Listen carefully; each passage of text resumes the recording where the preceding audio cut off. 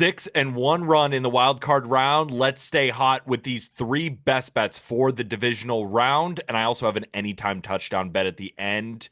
I have a gut feeling, so you'll hear that later. But of course, smash the like button and comment on this video. Heater. If you've been on this run with us, we help each other on this channel. You know that it helps out the algorithm, smashing the like button and commenting, and I'll help you out with as much analysis as possible for the NFL divisional round, and hopefully we keep this run running. If you're new to this channel, welcome. My name is Peter Apple, and this channel, again, is the home for all of my NFL picks moving forward. So if you have been enjoying the picks so far, even in the regular season, make sure to subscribe, smash the like button, and turn on post notifications, as I'll be releasing videos for the next round and the Super Bowl, and of course, for the rest of my NFL career. We're going to start with the early game on Saturday between the Texans and the Chiefs. And the Chiefs are 8.5-point favorites, and the total is 41.5. For those Wong teaser bettors, this is your teaser leg of the week. The only issue is, not a fan of the other teaser legs on the board, right? To get through the key numbers of 3 and 7. The totals are very, very high in that game, which tends to add more variance to the teasers. I'm not actually opposed to teasing the Kansas City Chiefs down to -2.5 with the Ohio State Buckeyes from 8.5 to -2.5 for the championship game. But my pick in this game is actually looking at a player prop. Isaiah Pacheco over 41.5 yards is the most bet prop in the divisional round on BetMGM, and it makes sense. The Chiefs are big favorites, which lends itself to a run-heavy game script for Kansas City, especially in the playoffs, as they're the kings of getting leads and just bleeding out the clock. Now, the Texans' defense is phenomenal, and a huge reason why they're here in the first place, but one of the few cracks you could say is the run defense. It's still good, don't get me wrong, but they do rank 14th in success rate against the run and second against the pass. We just saw Justin Herbert throw more interceptions in that game against the Texans. Also, shout out Texans +3, shout out Texans money line, than he had all season long. And while it's still Mahomes, the Chiefs have to be weary of the amount of turnovers that the Texans create on that defense. Now, I agree with everyone's assumption. We should be looking at this Chiefs run game. I just think they picked the wrong Chiefs running back to back in this one. We're used to Isaiah Pacheco in the playoffs running angrily through defenses for a while now, but this year has just been a different story. The man broke his leg in week 2 and didn't return until late November, November 29th against the Raiders. Burst onto the scene, though, with a 34-yard run and ended that game against the Raiders with 7 carries for 44 yards. But since that game, he has 42 carries for 131 yards in 4 games, averaging just 3.1 yards per carry. His longest run in that span, just 9 yards. And in that same span, as they're trying to work Pacheco back into this offense, Kareem Hunt has 38 carries for 136 yards, averaging 3.6 yards per carry with 2 touchdown runs, and he has 70% of the attempts inside the red zone, with Isaiah Pacheco just having 7 in total all season long. But I'm not here to tell you to bet Kareem Hunt over rushing yards, even though I think it's going to hit, but I think it hits because of the usage in this game. Since Pacheco returned, Kareem Hunt is averaging 9 rushing attempts per game. Against Houston just a few weeks ago, he led the team in attempts and rushing yards, going for 11 attempts for 55 rushing yards and a touchdown, averaging 5 yards per carry. Pacheco in that game, 9 carries, 26 yards, and 2.9 yards per carry.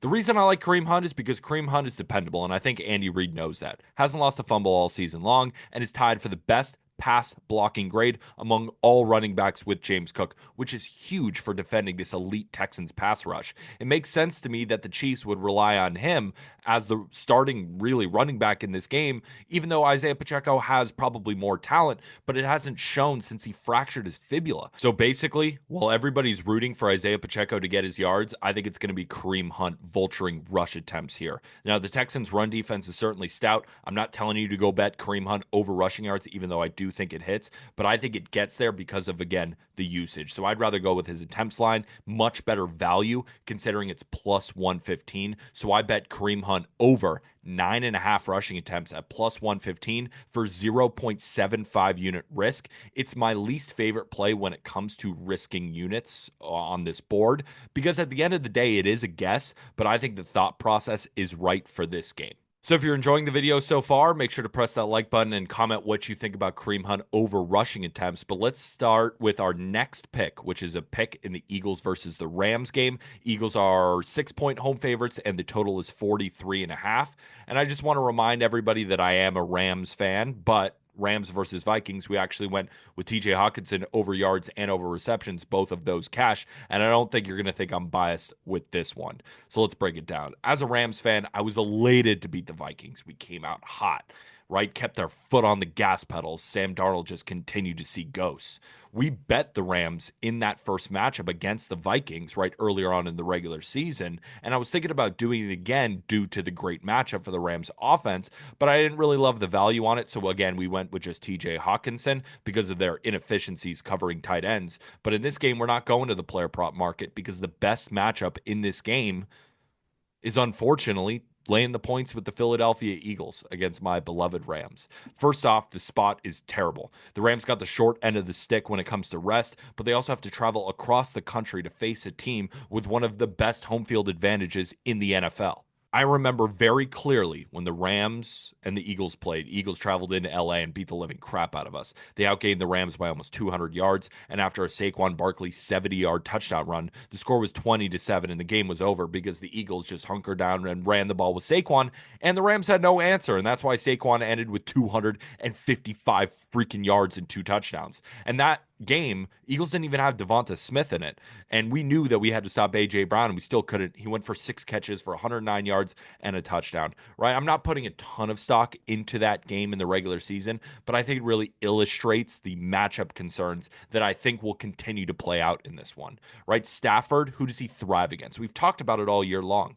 Blitz-happy defenses like the Vikings, not heavier man coverage defenses that pressure the quarterback while only rushing 4. And Cooper Kupp's production is really, really concerning, which makes it easier for that elite Eagle secondary to then cover Puka Nacua. In a vacuum, the matchup on paper heavily leans towards the Eagles. Their defense is a nightmare matchup for our offense, and Saquon's just, I think, going to continue to run through our defense. We also have to factor in that the Rams are going into a hostile environment to play in the cold. We remember when Stafford went out into the cold and played the Jets early, or it was more the middle of the season. They only put up 19 points against a far inferior defense. But again, the Jets do play more man coverage. Over the last 20 years, the Rams are not in a good spot historically. Dome teams playing outdoors in the playoffs are just 19, 30, and 1 against the spread, 38%. And now Rams SoFi, it's not technically a dome, but they are more of an indoor team used to the warm weather climates. And again, when the temperature is below 40 degrees, 33% against the spread for those teams. When the wind speeds are above 8 miles an hour, 29% against the spread. And of course, both apply to this game as we should see temperatures between 28 to 38 degrees with wind speeds around 10 miles an hour. I think the Eagles are going to grab a lead here. And if they do, historically, it's lights out. In their last 15 games as a home favorite, if they grab a 7-point lead during the game, they're 15-0 straight up and 13-2 against the spread. This line really should be -7. The Eagles rank 6th in EPA on offense and 3rd on defense this year. Rams rank 15th on offense, 23rd on defense. The Rams, again, had an excellent showing against the Vikings. I just think a letdown is in order here. And there's no area where I can find that the Rams are going to be competitive in this game. Also, Jalen Hurts got the rust out of his system, and I don't even think the Eagles played all that well, but they still won by 12. Yet public perception is really high on LA right now, and for whatever reason, kind of low on Philly. It sucks for me, but you don't care about my fandom. You want winners, and I think Eagles -6 is one of the best bets on the board. So I laid the points with the Philadelphia Eagles to beat the Rams to win 1 unit. Now, before we get to my favorite pick of the weekend and my bonus anytime touchdown scorer bet, let me tell you about BetMGM because they're giving you the chance to win up to $250,000 in bonus bets. And it's all part of BetMGM's longest touchdown jackpot, where you'll be able to split the grand prize with anyone else who bet on the longest touchdown of the week. It's easy to get started. Log into your BetMGM account and opt into the promo, then place an anytime touchdown wager of $10 or more on the player of your choice, up to 1 player per game. If your player scores the longest touchdown of the week, you'll win a share of the $250K. Be sure to take advantage of of this offer. And if you haven't signed up for BetMGM yet, use bonus code JustGridiron and you'll get up to a $1,500 first bet offer on your first wager with BetMGM. Also, congratulations to everybody who took Ladd McConkey, longest touchdown reception. All of those bettors split about $660 in bonus bets. And again, all it takes is a $10 wager, and I have a pick that I think will get us to the window on that promo. But let's talk about my moneyline wager between the Ravens and the Bills. Now, for Bills Ravens, you probably already know where I'm going with this if you've been a veteran of this channel. I bet the Ravens plus 700, their Super Bowl odds before the playoffs began, because I think they're the number one team in the playoffs, even though we already have a big position on the Chiefs. A dream scenario for me is them meeting in the AFC Championship game, and then we have a ticket either way going to the Super Bowl. And while we were on the Bills last week, right, we took them minus 7.5 against the Denver Broncos. My opinion remains unchanged. The Ravens are better than the Bills, and they should go into Buffalo and win that game on Sunday night. Overall this season, it's the number one offense by EPA per play in the Ravens, taking on the number two offense by EPA per play in the Bills. The edge in this matchup is, however, on defense, right? Who's going to step up? The Bills defense or the Ravens defense? In this case, I think the Ravens have the clear edge here. Since week 11, where they started kind of moving Kyle Hamilton around, the Ravens rank number one in EPA per play on defense. Number one. You know the Bills rank in that span? 21st. They rank number one in EPA per play on dropbacks. The Bills rank 29th in EPA per play against dropbacks. The Bills have a narrow lead on the Ravens when it comes to rushing EPA per play, but by rushing success rate, the Ravens rank second and the Bills just rank 15th. And Josh Allen, he just doesn't have a running back like Derrick Henry who can single-handedly win games on the ground. Now, they get back Matt Milano, which should help, but the Bills are still undersized against this stout Ravens offensive line with Derrick Henry just running it down their throats. Josh Allen also doesn't have, again, the elite defense that Lamar has. If it was just a battle, Lamar versus Josh Allen, and both teams seemed equal, I'd be singing a different tune, but that's not the world that we live in. Lamar has the better team at his disposal, and it was highlighted earlier on in this season when the Ravens beat the living breaks off the Bills, winning 35-10, nearly outgained them by 200 yards. Now, I'm not putting a ton of stock into that game, but again, it does illustrate how these two teams match up. The Bills only had 12 first downs in that entire game. Ravens had 22, had no trouble moving the ball through the air or on the ground. Zay Flowers is going to be out of this game, which certainly impacts the Ravens' passing attack. But in that game against Buffalo, he only had one catch for 10 yards. In that same game, Mark Andrews went 0 for 0. He didn't have a catch. And a fun stat, per Evan Abrams of the Action Network, the Ravens are 13-0 straight up when Zay Flowers has 5 targets or less. 5 targets or less, which includes the playoffs. So maybe Zay Flowers isn't as important as we might think he is. A big point of emphasis for people who are backing the Bills is the weather in Buffalo, right? Bills, big home field advantage in Buffalo. It's going to be freezing. Makes sense, right? The Bills have, we all saw that stat. The Bills have, never been a road underdog or a home underdog in the playoffs, ever. It makes sense, right? But this is not a dome team or a team like the Rams, warm weather team going into the cold environments, and they're going to be thrown off. This is an AFC North team. This is the Baltimore Ravens. They live in the cold, right? When it comes to toughness, they just beat the Steelers in a cold weather game, right? This team is built for matchups like this, but it's difficult, and I think it'll be very, very difficult for the Bills defenders to plant in order to tackle a Derrick Henry or a Lamar Jackson on these slick fields, right? And due to the weather, who do we like better when the game comes down to the running attack? The Ravens, in that game against the Bills, they outrushed them 271-81. 271-81. The Ravens were averaging 5.2 yards before contact per rushing attempt. That's absurd. That is 4 yards higher than the Bills' average this season allowed. I don't think it's even close when it comes to the rushing attack and when it comes to the defense. So if Josh Allen just rises above superhuman levels, I'll tip my cap, right? I bet as soon as this line opened, for all of my subscribers, they know, as soon as it opened, I bet Ravens plus 105 for 1.5 units on their money line. And if you are now listening to this, of course, that's not available, and I do apologize for that, but I would bet the Ravens as up to minus 120 as the favorite in this game.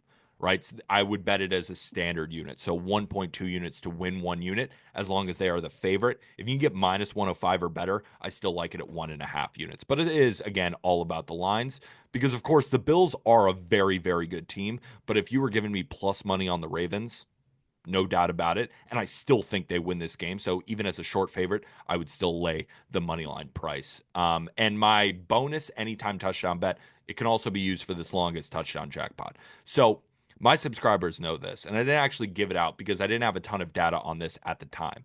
But I have been using my model, right, to make predictions all season long. And only one time did the model say I should take an anytime touchdown bet because I don't really bet them often. It was one time, Quentin Johnson, about 6 weeks ago at plus 200 for the Chargers. It hit. And I took it with my subscribers, but I didn't give it out to the public because I wasn't confident in my numbers. And since then, there have been no suggestions for any time touchdown bet. There have been some value here, but nothing like it was with Quentin Johnson. Do you know who has now the same value that Quentin did? Lamar Jackson at plus 190. And I just have a gut feeling he gets in the end zone. It's his destiny. It's his destiny to get in the end zone in this game. He did against the Bills in their first matchup, and I think he's going to do it again. Again, those slick fields, I think he's going to make a juke, and I think he's going to have one of those plays where the highlight is just going to be running on ESPN for years. I think he's getting in the end zone. And yes, I put a unit on it, which is way too much money to be putting on this bet. But you know what? Why not? I earned it. We made a bunch of profit in the wild card round, and let's treat ourselves. We have earned it. So if you have been betting all these picks with me and you have profit right on the side right now, let's go with Lamar Jackson. If you don't, or you just don't share the same feeling and you don't want any part of it, don't do it. Or just use the $10 version on the longest touchdown jackpot. Maybe he breaks off like an incredible run, right? We've seen Lamar do that plenty of times. So Lamar Jackson, anytime touchdown, plus 190 for a unit. Let's get after it.